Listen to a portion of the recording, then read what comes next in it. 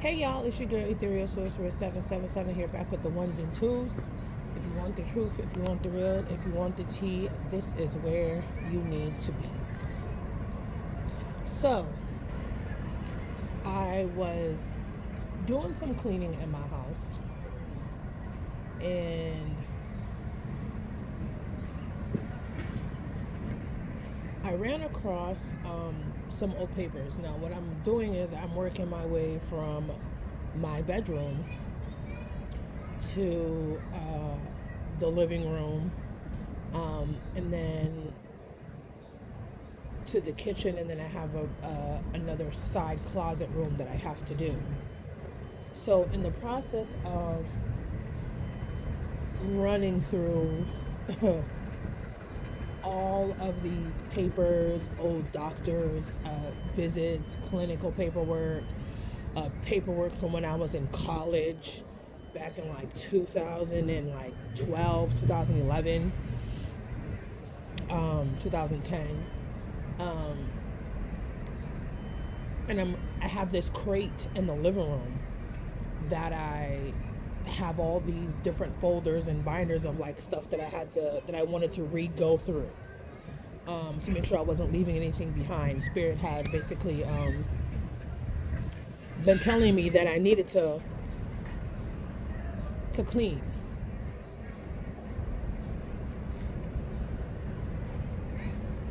And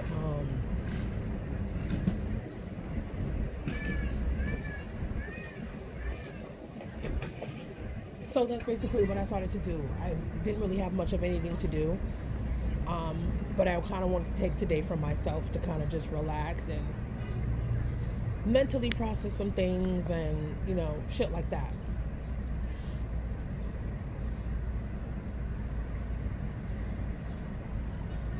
So, in the process of folding and unfolding and opening letters, doctor paperwork, and college stuff, um, I ran across a letter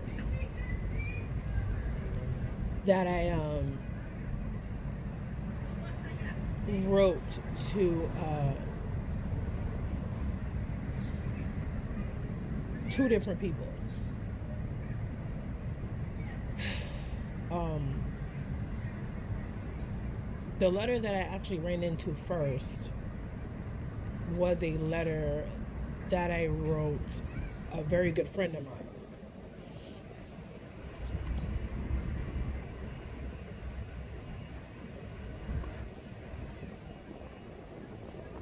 Um, and then I happened to run into the next letter, which is a letter that I wrote my divine masculine.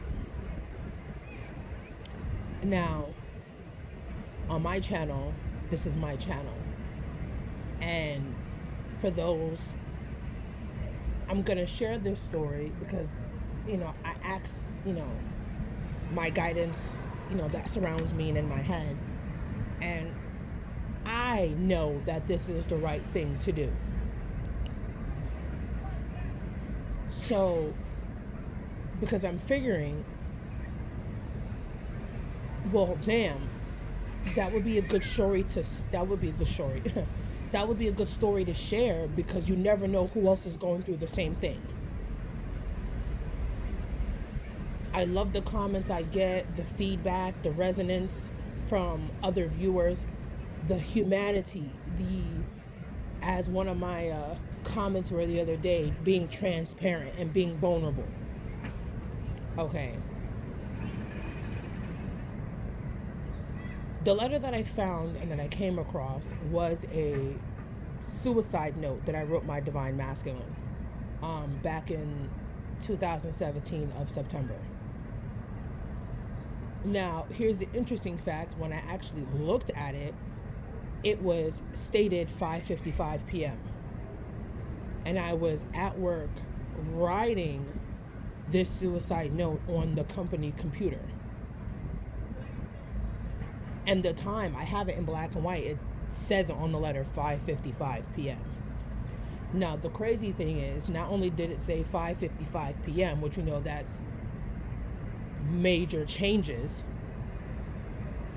it was also 5 days before our anniversary. And I didn't put that together until after I came outside and read the letter, because I didn't want to read it in the house. And it's crazy because I have 2 or 3 fucking copies of this letter. I printed out, after I typed it all out, I printed out 2 or 3 copies of it. I also ran into another love letter, or letter that I must have written. I want to go back and reread it. Um,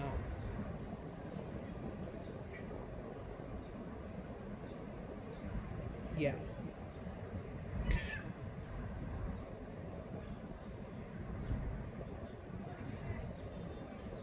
When I looked at the letter and I read it, I came outside and I read the letter, and I said to myself,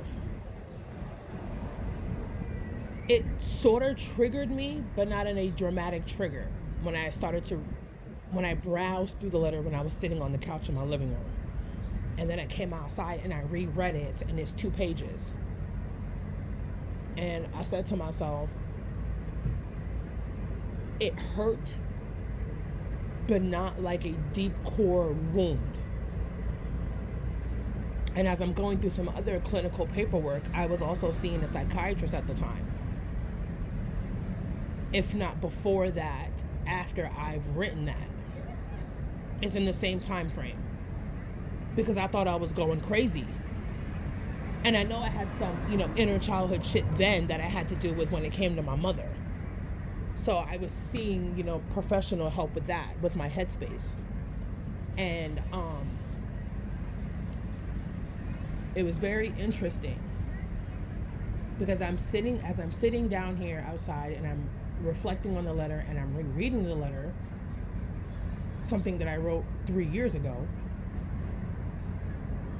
It was interesting because when I looked at it, I was able to pinpoint what I was going through at the time that was unidentifiable to other people and to a psychiatrist.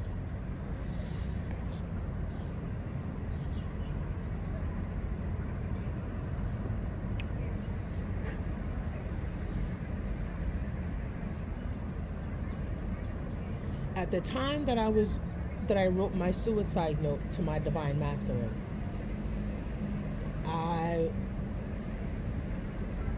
in this suicide note, I wrote about my visions and my dreams and my gifts I didn't know I had then, but stuff was coming to me in dreams. And now, as I compartmentalize the feelings, the thoughts, and the emotions and what I was going through, I was able to pinpoint that, number one, I was going through a huge spiritual awakening, okay, and a dark night of the soul. That was roughly after our first major separation. As well as going through a dark night of the soul. I was under spiritual attack by the karmic. I was going through a spiritual awakening, and I had my first major separation, and I found out by watching, and this is coming to me now, so this is more likely coming from my higher energy and the information that I've already picked up over the last couple of days. From a playground experience video that Divine Union Soul had posted on her channel with a divine masculine telling his side of his story.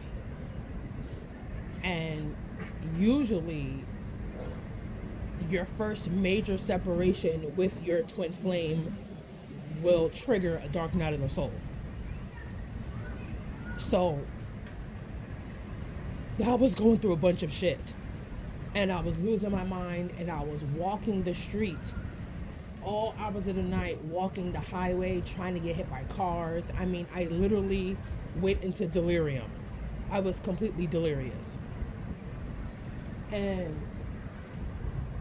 I knew something was wrong, which is interesting enough because I called the ambulance on myself.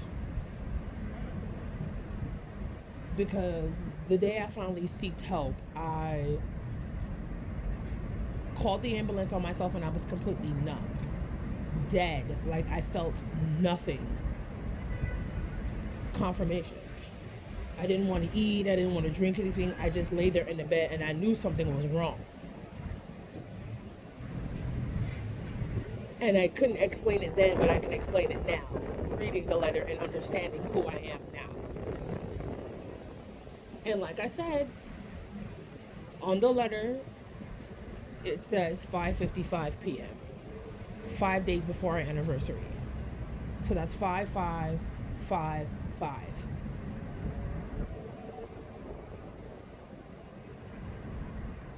I was really hurt then. I was also very distraught. I was losing my mind. I was losing my feelings. I was losing my soul. A piece of me literally died as to why I no longer wanted to live. And I tried to explain it to him in a way of me wanting to live a new life, that I wanted a new life.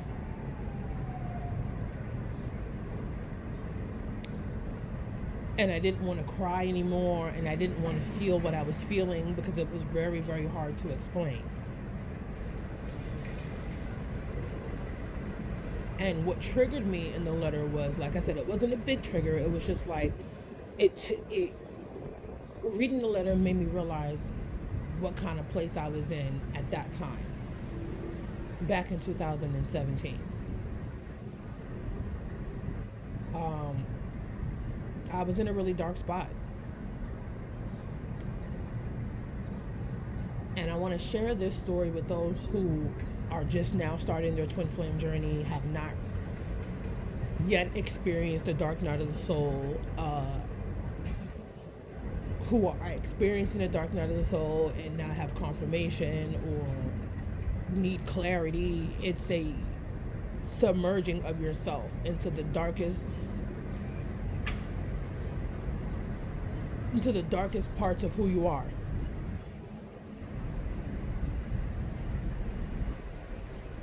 It's like being submerged in an ocean, wrapped in chains like Houdini, and having to find your own way out. And then when you get pulled out for air, you thinking, oh, I can finally breathe.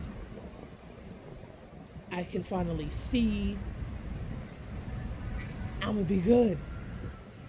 And then your fucking ass is submerged right back into the lowest parts of the ocean again, wrapped in chains and struggling to get out and feeling like you're fucking drowning.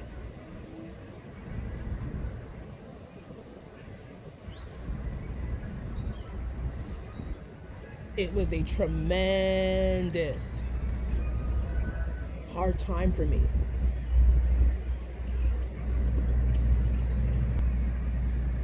It was painful. It was excruciating. It was one of the darkest moments of my life, if not the darkest fucking moment I've ever fucking experienced. And to be under attack by the karmic. And what I didn't know, and what I found out recently, which I don't know why it didn't click before, being under spiritual attack and whatever was being done to him, knowing that we are energetically enmeshed,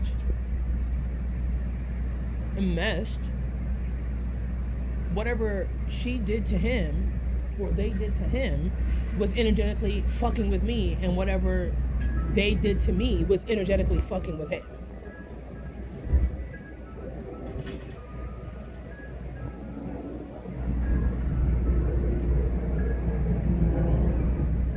And I didn't make that realization until about 2 weeks ago, or maybe about a month ago, roughly almost a month ago.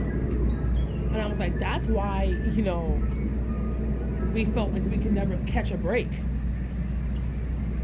because whatever was going on with me was fucking with him, on top of whatever was going on with him was fucking with me.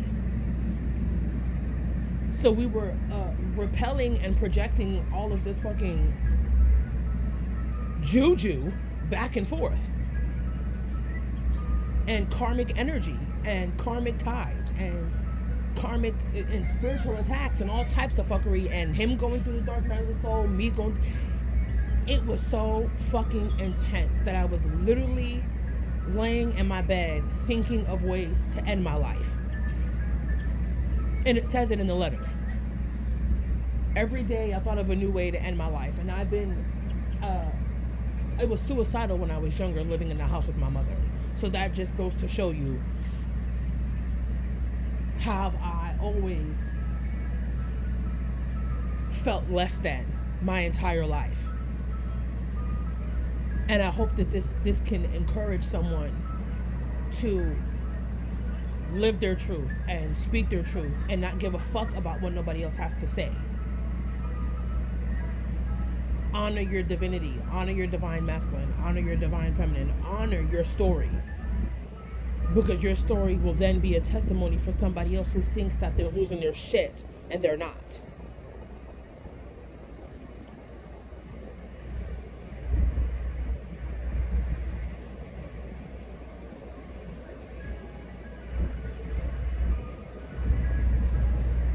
It's like I wanted to cry, but I couldn't. And I think that was spirit and my higher self, and possibly very well me, may have been my divine masculine saying, you don't need to cry anymore. That is not who you are anymore. But what hurt me, and it wasn't a trigger, and what hurt me when I read the letter was like I was really willing to kill myself off, because that's what the next party would have wanted. I would have gave them what they wanted, and that was for me to no longer exist, because these are things that they have told my counterpart about me, questioning who I was.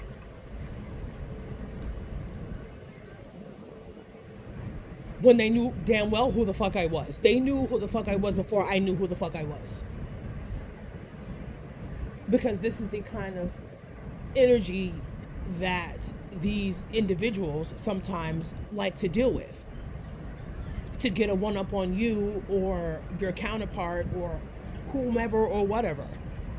This ain't the first rodeo with some of these karmics. They've been doing this. Those who fuck around heavy in the bullshit, and you know what the bullshit I'm talking about.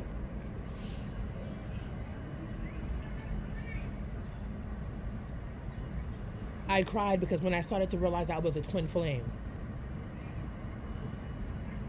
not cried, but I felt the hurt and the pain of what I was experiencing then. The tears wanted to come, but Source wouldn't let it. God wouldn't let the tears fall.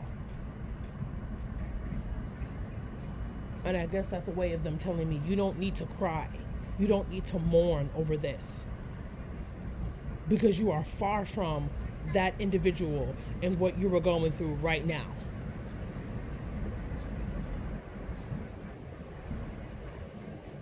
And knowing what twin flame means and what sharing a soul means and the energy behind it, I was willing to kill myself off. And realizing soon after that, a couple of years after that, that I was killed in a past life with my divine counterpart, which then he later died of a broken heart. And I'm glad I didn't go through with it, because who knows how that would have affected him energetically.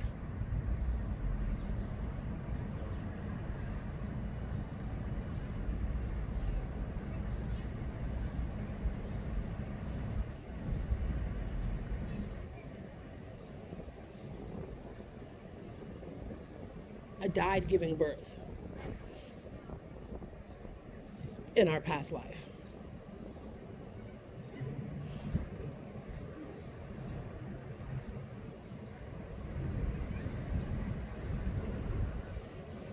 And I died giving birth in our past life because he wouldn't listen.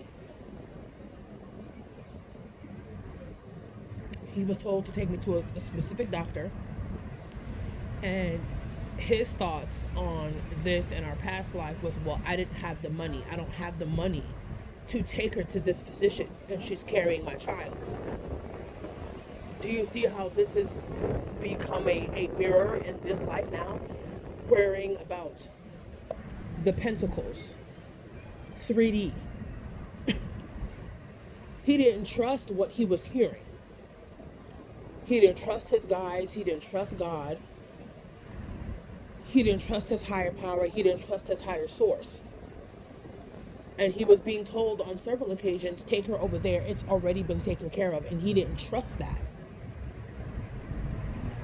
Just take her in a car, in a wagon, however it was. I can't recall what I was told, what I was supposed to be placed in. But my divine counterpart refused to listen. He was told more than once, it's already been taken care of. He had just lost his job, I believe, in our past life, and there was a bunch of shit going on. And he didn't have the funds to take me to a doctor who was going to do right by me and my delivery. And because he didn't trust Source, and he didn't trust his guides, and he didn't trust his intuition, he took me to the doctor that let me bled, that allowed me to bleed on the table. And that's how I died. Bleed out on the table, and that's how I died.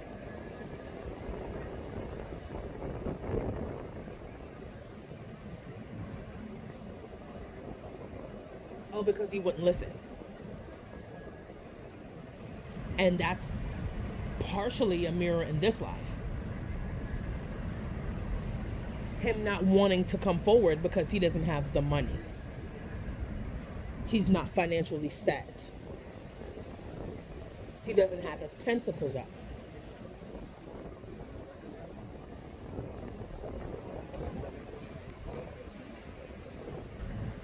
Him not trusting himself, which in fact leads to him not trusting me, that he will be okay once he gets to where Spirit is telling him to go.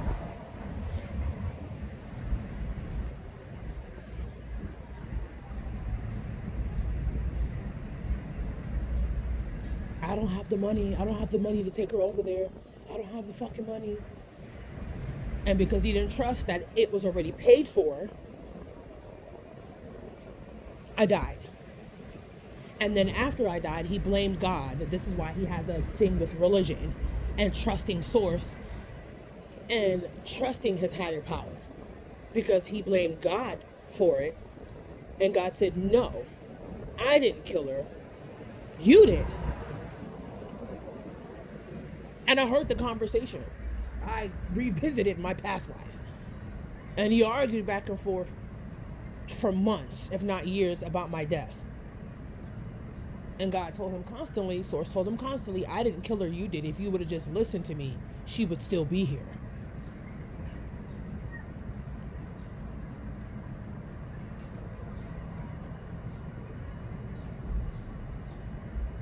Do you see how one thing affects the other? It's a chain reaction.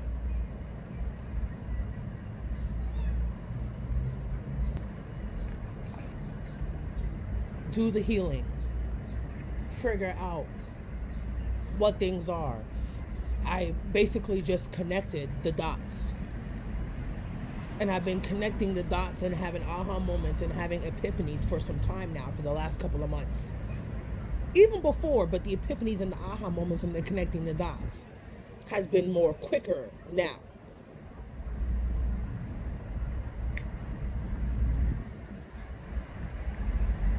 As to how one thing affects the other.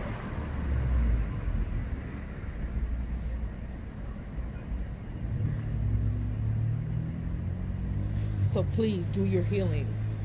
Please love on yourself. If you need advice, my information will be listed in the description box below. If you need guidance, my information will be listed in the description box below. If you need a reading, my information will be listed in the description box below.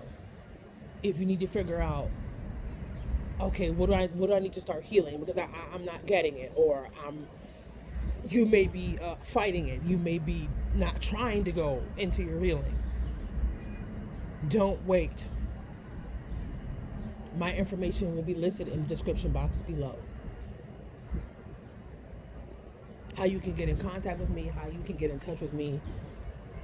Everything will be listed in the description box below. There will also be a link to my website that would show you the services that I offer and all the different types of healing things that I offer. And they're all handmade from scratch. Well, not really from scratch. Well, the candles, well, they're all handmade. No preservatives, no adjectives, whatever you want to call that.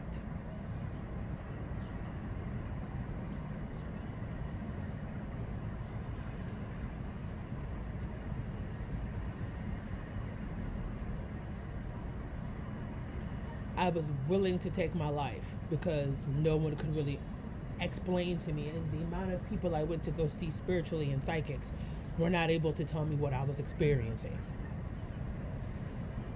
And it took me to run across it after going to someone who had so much spiritual power, and they either refused or didn't know what was going on with me.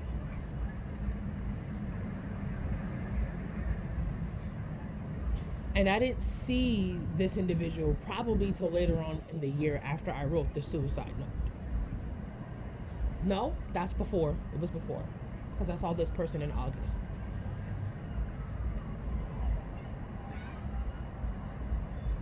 Trauma. Major fucking trauma. It was one fucking blow after the next.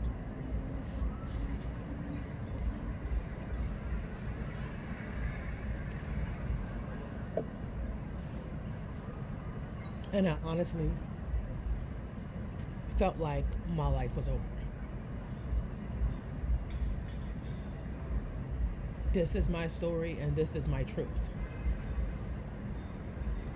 And it don't get no realer than that. I hope that my story, my little piece of my information, a little piece of me helps someone else, let someone else reach out, allows others to reach out. I hope this helps someone else. I hope this touches as many people as it needs to. Because it was a very disturbing and painful time for me. And I was 27 then. So 2 and 7 is 9 endings.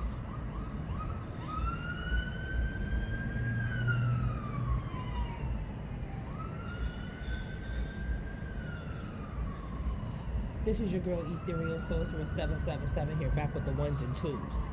If you want the truth, if you want the real, and if you want the tea, this is where you need to be. All my booking information will be listed in the description box below, as well as there will also be a link to my website, to the services and the good healing things that I offer. That would also be listed in the description box below. This is your girl Ethereal Sorcerer 777 here.